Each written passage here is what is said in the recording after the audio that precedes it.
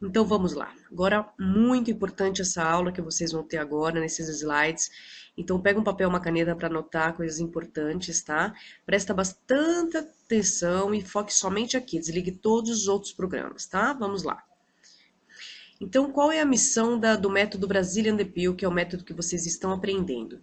Então, o método Brazilian Depil é proporcionar benefícios à saúde da pele e firmar o conceito de que depilação é muito mais que extração de pelos, tá? É um complemento estético de cuidado com o corpo. A Brazilian Depil está transformando conceitos, porque a depilação tem que ser levada a sério. Então, transformar os profissionais de depilação num conceito inovador, focado em qualidade e biossegurança. Então, é esse o seu diferencial, que as pessoas estão mais procurando hoje em dia. É cuidado que você tem com elas sobre a biossegurança, material descartável, tudo perfeito. Elas estão muito mais antenadas do que a gente possa imaginar. Então, se a gente utilizar a mesma espátula nela, se a gente não trocar o lençol nela, a internet está aí para mostrar para ela tudo que pode e não pode na depilação e em outras coisas também. Então vamos falar um pouco sobre conduta profissional. O seu comportamento ético, prestar serviços de alta qualidade ao público, melhorar a aparência externa e manter as funções naturais da pele, proporcionar relaxamento ou bem-estar do corpo e da mente. Da depilação também é possível. Por isso que a gente faz aquela massagem quando a gente finaliza a depilação, tá? Isso é muito importante para vocês conquistarem a cliente de vocês. O que só imagem, tá? Por onde começar? As situações do dia a dia, o que é certo é errado. Código de ética do profissional. Garantir segurança para cliente e para a própria classe. Atribuições e proibições. Atribuições, o que pode? Prestar assistência de estética ao cliente em nível de camada córnea. Então, ou seja, nós podemos higienizar, hidratar e revitalizar essa pele, ponto. Zelar pela manutenção adequada do seu local de trabalho, tá? Do seu estúdio, aplicar princípios de higiene, saúde e biossegurança e respeitar o direito ao pudor e à intimidade do cliente, tá? Atribuições: tratar colegas e profissionais com respeito e cortesia, caso você venha trabalhar num salão de beleza, estar apto a colaborar em outras áreas relacionadas à estética, buscar sempre aperfeiçoamentos. Então, naquele e-book, eu coloco lá os aperfeiçoamentos que vocês devem fazer, como assinar a revista Les Nouvelles Esthétique, que lá tem os melhores congressos do mundo em estética. Assine essa revista e participe desse congresso que vocês vão estar sempre à frente de qualquer outra profissional. Conhecer bem e respeitar suas atribuições para não invadir as áreas de responsabilidades de outros profissionais. Indenizar prontamente eventuais prejuízos ao cliente na aplicação de tratamento de sua responsabilidade. Ou seja, você fez a depilação na cliente, queimou de repente, por um azar, você queimou essa virilha, tá? Ou axila, ou qualquer outra coisa. Você deve resolver o problema desse cliente. Você deve perguntar para ela se ela tem alergia a algum produto, ligar para um farmacêutico, né, que você conheça e perguntar para ele o que você poderia estar indicando para ela aplicar, quantas vezes por dia ela deve aplicar, comprar esse produto e dar para ela usar desde que ela não tenha alergia ao componente. Tá?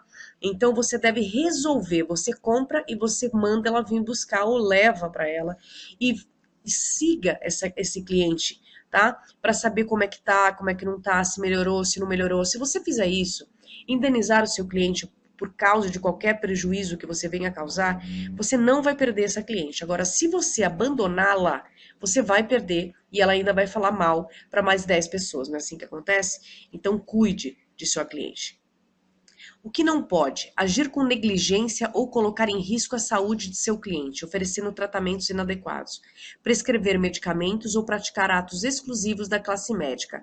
Prescrever medicamentos, você não pode, você não é médica, mas se ela não tem alergia ao componente, se você ligou para um farmacêutico e informou se ela pode, se pode estar usando para esse caso, o farmacêutico indicou, tá? Não foi você. Então, isto pode. Praticar ou divulgar técnicas que não esteja habilitado ou não possua comprovação científica. Exibir com exemplificações, fotos, slides, imagens, filmes ou o próprio cliente em eventos públicos, sem prévia e expressa autorização do mesmo. Tá? Então, isso é muito importante. Você vai tirar foto da sobrancelha do antes e depois, ou a foto do corporal do antes e depois, e não vai falar para ela que você fez e joga no Facebook. tá? Isso não deve. A cliente deve estar ciente de que isso vai acontecer e ela deve estar assinando alguma autorização de que ela deixa você estar usando a imagem dela para este fim. Senão você pode ter algum problema na lei, né, por causa disso, tá? Não façam. Legislação. O governo federal sancionou em 18 de janeiro de 2012 uma lei que regulamenta a profissão ligada à área da estética e beleza, tá? Então o projeto foi aprovado pela presidente. E agora, o que a gente tem? Não temos mais a vigilância sanitária, não cuida mais da parte de estética. Quem cuida é o braço da Anvisa chamado Covisa, tá? Então ela criou um guia técnico para os profissionais da área com o propósito de garantir a qualidade da saúde daqueles que cuidam da beleza. Em razão da crescente demanda do segmento da beleza, a vigilância sanitária mobiliza-se para fiscalizar e garantir a qualidade e segurança do serviço prestado. Então existe um manual do que o cabeleireiro deve fazer na sua sala, como deve higienizar, a manicure, o que ela deve fazer para higienizar o seu material, a depiladora. Então, aí embaixo vai ter esse manual, tá? Para vocês estarem vendo, para vocês conseguirem se adequar, tá? Mais do que eu já ensino para usar luva, touca, lençol descartável, lá no Covisa tá dizendo também algo importante também, caso você venha fazer, a não ser depilação, tá trabalhando em outra área, é bom você dar uma olhadinha, tá? Então, de que forma a gente precisa se adequar? Conhecendo cada vez mais e melhor os produtos e serviços oferecidos pelo mercado, obtendo bom conteúdo técnico e buscando aprimoramento contínuo. Como eu falei para vocês, sempre estar fazendo cursos de especializações, não ficar na área só de depilação, tá? Faça designer, faça corpo, faça pele, porque você nunca vai deixar de ter cliente se você tem muito mais serviço para oferecer. Então, é muito mais dinheiro entrando para você. O local de trabalho adequado, tá? Como vocês vão ver no e-book, tem vários tipos de estúdio para vocês estarem se dando uma olhada lá, para vocês terem alguma ideia, para deixar o seu estúdio legal, bonito, e bons produtos, tá? Os produtos eu posso estar indicando para vocês caso vocês queiram, tá? Vocês podem mandar e-mail para mim que eu posso estar indicando para vocês bons produtos. E é isso aí. Para um bom desempenho do trabalho, 50% é o produto e os 50% é o profissional, ok? Então, uma ficha de anamnese. A ficha de anamnese é importante também, não é só para vocês fazerem limpeza de pele ou corpo que precisa fazer uma ficha de anamnese. Esse é o nosso diferencial, o cuidado e o comprometimento que a gente tem com o cliente. Então, lá no e-book, vocês vão ver que eu enumero essa ficha de anamnese para vocês estarem entendendo a importância de cada item. Então, o nome, por que é importante, o endereço, por que é importante, a data de nascimento, o procedimento, lá no e-book está completíssimo essa ficha de anamnese para vocês estarem entendendo a importância. Porque quanto mais vocês conhecem o cliente de vocês, mais sucesso você tem com ele. Por quê? Porque você vai conseguir agradá-lo melhor, porque você está conhecendo esse cliente. Então, na parte também de como conseguir faturar mais com o seu estúdio, na parte de negócios do e-book, vocês também têm lá perguntas que você deve fazer na ficha de anamnese para você conhecer profundamente esse cliente, para saber quando você precisar fazer uma publicidade, aonde você vai atingir e como você vai conseguir atingir o seu público-alvo.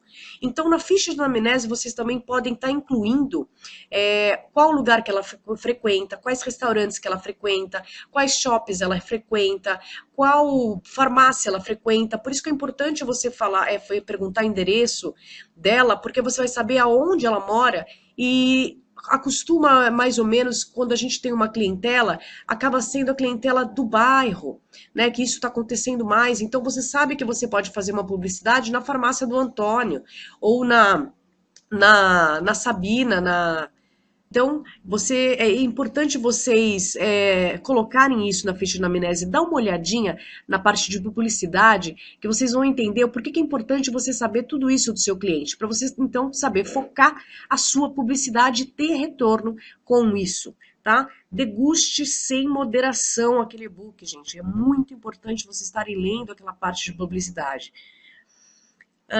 Então, a ficha de anamnese, aqui eu vou explicar um pouquinho para vocês o que o e-book não consegue explicar direito, mas tem isso lá. Se a pessoa tem alergia a medicamento, alimento ou algum cosmético, por exemplo, de repente a cliente pode ter alergia a mel. Eu conheço uma pessoa que ela tem alergia assim grotesca de mel. Então a gente não poderia estar depilando essa cliente com mel. Tá? Com mel puro que vocês aprenderam. Então é importante vocês estarem depilando ela com a cera espanhola ou com rolon. Não pode usar mel nessa cliente. De repente ela tem alergia a camomila. Tem alguns pós-depilatórios que tem camomila. Então é muito importante vocês perguntarem isso. É fundamental. Tá? Se está usando ácido para qualquer finalidade na face. Essa é uma pergunta que você deve perguntar todas as vezes que a cliente vem no seu estúdio. Por quê? Você fez a ficha de anamnese nela hoje. Na semana que vem, por exemplo, 15 dias depois, ela volta para fazer o buço. Ela começou a usar o ácido uma semana antes dela voltar com você, que é hoje. O que acontece? Ela começou a usar o ácido, ela não sabe que não pode depilar e vai depilar. E você arranca um pedacinho da pele, que isso acontece. E você mancha essa pele. Então, se está usando o ácido, é algo que você deve perguntar sempre, principalmente no inverno. Se ela não souber se é ácido ou não, você pede para ela passar para dizer para você o nome do produto e vai buscar na internet se ele é um ácido ou não é. O peeling também não pode estar depilando. A única forma de depilar é com a linha. Então, se estiver usando ácido ou se estiver fazendo peeling ou se fez peeling, você deve utilizar somente o método da linha. Mas, se a cliente estiver descamando, nem o método da linha pode fazer. Porque a gente não pode remover aquela pele que está caindo. Ela tem que cair naturalmente, senão você faz com que a pele pare de regenerar. A hora que você arranca a pele, o seu cérebro imagina que já parou de regenerar essa pele e ela para de promover a regeneração necessária para essa pele ficar perfeita. Então não pode depilar com cera nem com linha se estiver descamando. Já tomou remédio com base em corticoides por mais de 2 meses? Essa é uma pergunta importante. Se a cliente tomou corticoide, ela sabe, tá? Porque a pessoa, ela cai cabelo, ela fica com espinha, ela engorda. Então, se a cliente perguntar o que é isso, ela não tomou, tá? Porque quem tomou sabe muito bem. Então, se tomou corticoide, o que acontece? Essa pessoa, para sempre, tá? Ela vai ficar com uma pele sensibilizada e reativa.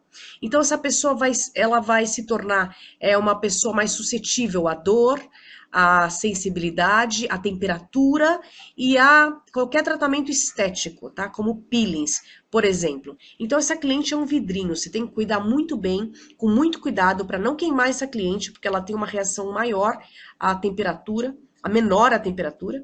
Então, cuidado com essas clientes. Se já fez tratamento com Roacutan. O tratamento com Roacutan é a isotretinoína, que é o retinóide de ação antisseborreica específica para tratamento oral de acne, tá? Então, muita gente está usando esse remédio para controlar, tá? E reverter a acne. Então, o Roacutan também deixa a pele sensibilizada e também não pode estar depilando, somente com linha. Se a pele não estiver descamando nesse momento do tratamento, tá? Então, cuidado quem usa o Roacutan. Não pode usar cera e a linha somente se não estiver descamando. Se está grávida ou amamentando. Gente, não pode estar depilando, evitem estar depilando mulheres abaixo de 3 meses de gravidez, que o risco é maior de ter um aborto, tá? Por quê? Na hora da depilação, ela faz uma pequena contração na hora que você vai arrancar a cera. E essa contração pode prejudicar a gravidez se não for uma gravidez sadia, tá? Então, se ela quiser depilar antes dos 3 meses, manda para ela, pede para ela perguntar para o médico se ela está apta, se pode estar fazendo a depilação. Então, você tira essa responsabilidade das suas costas se o médico autorizar. Tá? Após os 3 meses, pode sim, desde que a gravidez não seja de risco, não esteja com nenhum descolamento de placenta, não esteja com dilatação, tá? E tem que estar uma grávida sadia.